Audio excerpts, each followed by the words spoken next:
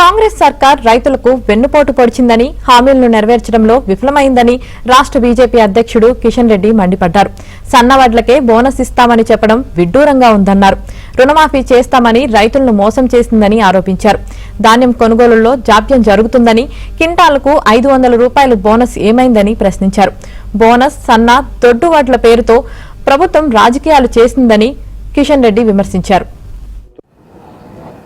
అధికారంలోకి వచ్చినటువంటి కాంగ్రెస్ పార్టీ మరొకసారి తెలంగాణ రైతులను మోసం చేస్తూ ఉంది. అధికారంలోకి వచ్చినటువంటి 100 రోజుల్లో రైతుల రుణమాఫీ చేస్తామని హామీ ఇచ్చి రైతాంగాన్ని నిలువున దగా చేసింది కాంగ్రెస్ పార్టీ ప్రభుత్వం.